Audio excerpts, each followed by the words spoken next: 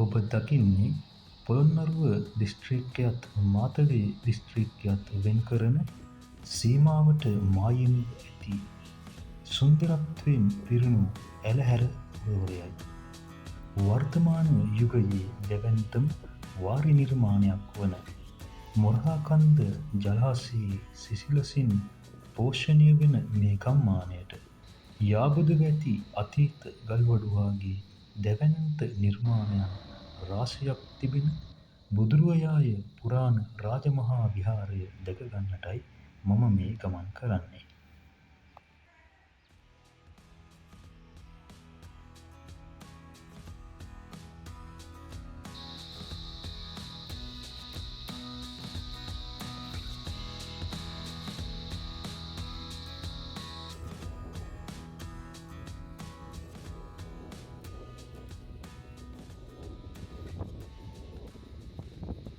ඉතින් මෙවැනි සුන්දර දසුන් පසු කරමින් අපි මේ ඇදෙන්නේ ඒ සුන්දර වූ පුණ්‍ය භූමිය වන්දනාමාන කරගන්නටයි.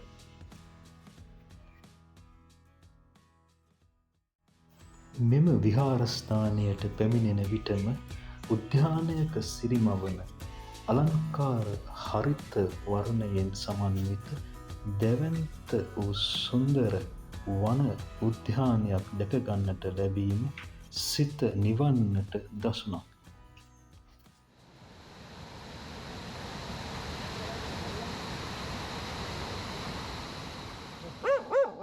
Ay බලන්න. කො. අය අපන්.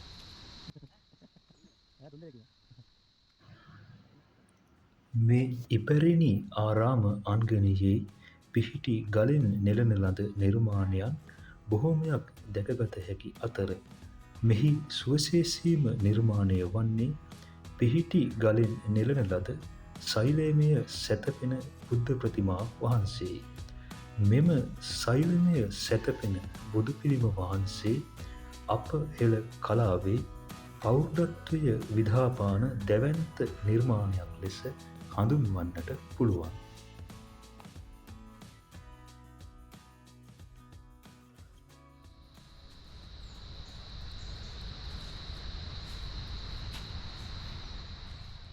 මේ ඔබ දකින්නේ මේ විහාරයට පිවිසෙත්ම පළමුව අපට හමුවන වෙහෙර වහන්සේ. මැටි ගඩොලින් සහ කළුගල් ආධාරයෙන් සාදන ලද මෙම වෙහෙර වහන්සේ ඉපැරණි කලා නිර්මාණයන් ගොඩට අයිති වන තවත් දැවැන්ත නිර්මාණයක් ලෙස කිව යුතුය. පුච්චන ලද මැටි ගඩොලය සාදාගත් ස්වභාවික බදාමයක් ආධාරයෙන් මෙම සියලු නිර්මාණයන් නිර්මාණය කරන්නට භාවිතා කිරීම පැරණි කලා ශිල්පීය විදහාපාන කරුණක්. විහාර භූමිය පුරා වැඩුණු දැවැන්ත තුරුලතා මෙම විහාරස්ථානයට මනා අලංකාරයක් එක් කරනු ලබනවා. මෙම විහාරස්ථානයේ මේ තිබෙන වෙහෙර වහන්සේට පිවිසෙන එක් දොරටුවක් ළඟ පැරණි ශෛලමය නිර්මාණ ගණයට අයත් වන සඳකඩ පහණක් දක ගන්නට ලැබෙනවා.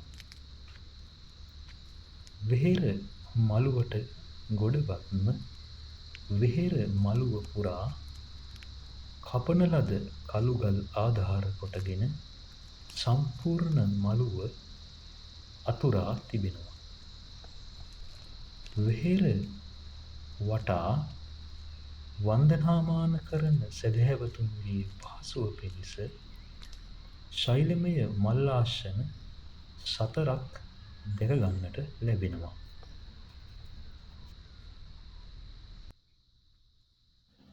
අප වෙහෙර විහාර තාක්ෂණයේ පුරාණතම නිර්මාණයක් ලෙස මෙම වෙහෙර වහන්සේ හඳුන්වන්නට පුළුවන්.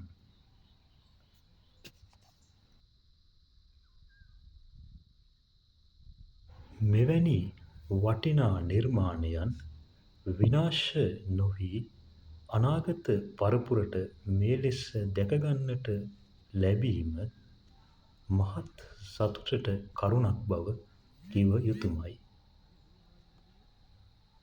මෙම විහාරස්ථානයේ අලංකාරය වැඩි කරන සුවිශේෂී සුන්දරම නිර්මාණය මෙයයි.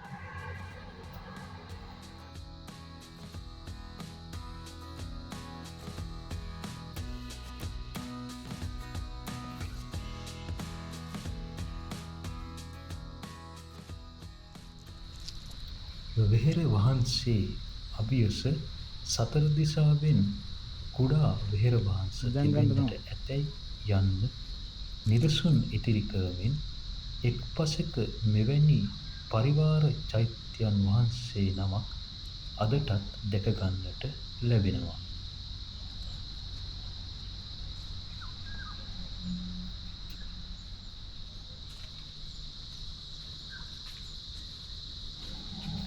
බුදුරුවයාය එක් අන්තයකින් වස්ගමුව ජාතික වන උද්‍යානයත් අනිත් පසින් අඹන්ගඟ ගංකොමලියේ අතුගංගාවක් වූ හීරටිය ඔහි සිසිවසී ගලා බසින බව අඟවන සුන්දර නාදය දේශවන්වල පාළුව මකන බව මෙම ස්ථානයට පැමිණෙන කාටත් වැටහෙන කරුණක්.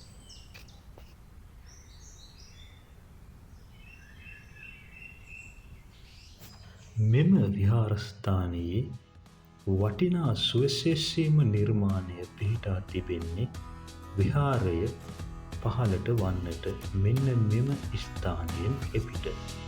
ඒ ශෛලමය සැතපෙන බුදු පිළිම වහන්සේ. දැන් අපි යන්නේ අන්න ඒ දෙවැන්ත නිර්මාණය දැක ගන්නටයි.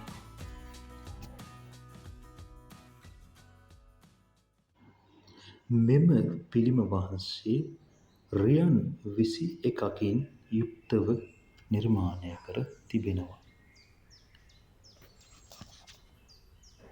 මෙම දෙවැන්ත ශෛලමය බුදු පිළිම වහන්සේ පොළොන්නරුව ගල් විහාරයේ සැතපෙන පිළිමයට බෙහෙවින් සමානකමකින් යුතුව නිර්මාණය කර තිබීම සුවිශේෂ වූ කාරණාවක්. අද වන විට පිළිම වහන්සේගේ මුව මඩල සම්පූර්ණව විනාශ වී තිබෙනවා. පිළිමයේ තවත් කොටස් තැනින් තැන මේ ලෙස විනාශ වී තිබෙන බව දැක ගන්නට පුළුවන්.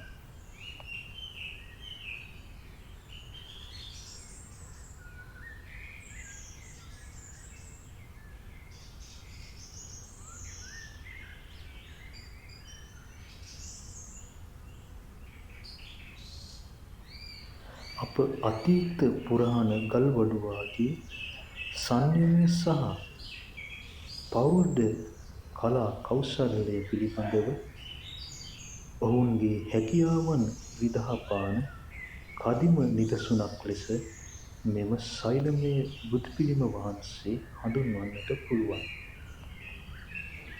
විටින් විට නිධන්කරුන්ගේ ග්‍රහණයට ලක් වූ මෙම වටිනා කලා නිර්මාණය වන මේ සැතපෙන සම්බුද්ධ පිළිම වහන්සේ අද වන විට විනාශ වී තිබීම ශෝකයට කරුණක්.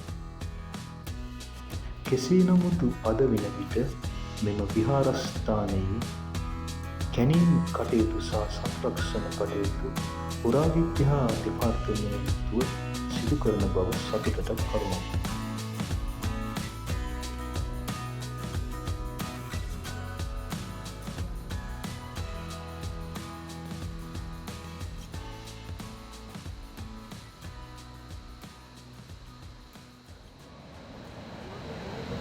මේ ඔබ දකින්නේ විහාරස්ථානය. ඉතා අලංකාරයක් කරමින් නිහඬව පර්ණන පසින අඹන්ගඟ ගංකොමලියේ තවත් එක් අතුගංගාවක්.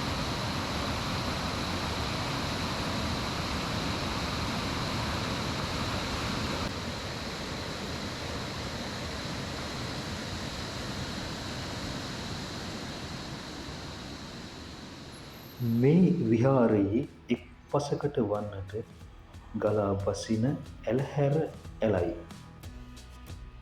ඇලහැර ඇලෙන් පෝෂණය වන කුඹුරු යායවල් පුරා විහිදුණු මෙම ගම්මානය ගැමි සුන්දරත්වය මවාපාන කදිම තෝතැන්නක් බව කියන්නට අවශ්‍යම කාරණාවක්.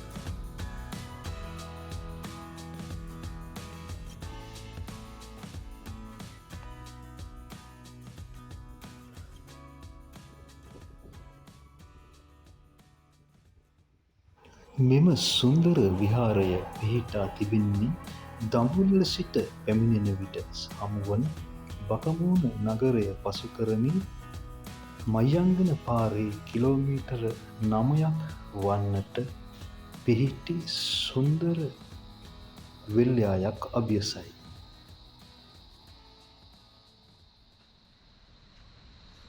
සුන්දර පරිසරයකට උරුමගම් කියන මෙම පින්බර විහාරස්ථානය වස්ගමුව වනාන්තරයට අයිති වන විහාරස්ථානයකි.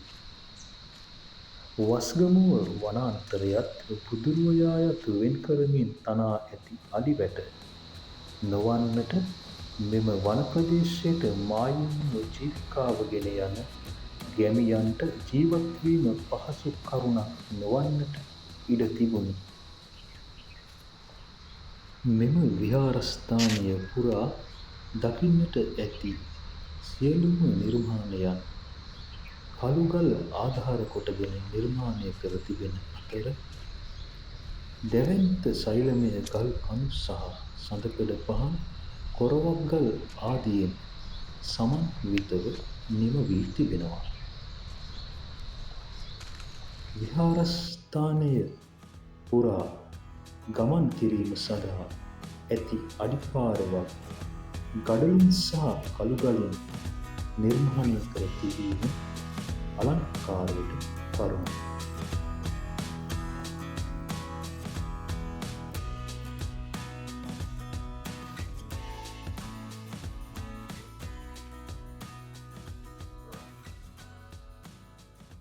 මේ ඔබ දකින්නේ මෙම විහාරස්ථානයේ ඇති තවත් සුවිශේෂී වූ නිර්මාණයක්.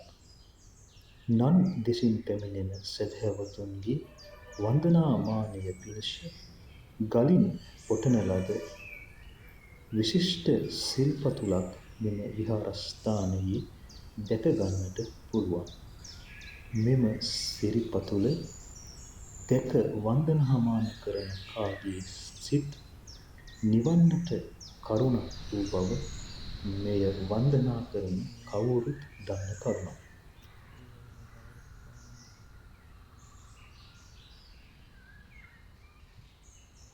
ඉපැරණි මෙවැනි කලා නිර්මාණයන් වලින් සැදුම් ලත් මේ සුවිශේෂී වෙහෙර විහාර අනාගත මතු පරපුර වෙනුවෙන් ආරක්ෂා කර ගැනීමත් වන්දනාමානය පිණිස මෙය සුරක්ෂිත කර ගැනීමත් බෞද්ධ අප කාගේත් වගකීමක් බව අවසානයේ මෙසේ සිහිපත් කරමු.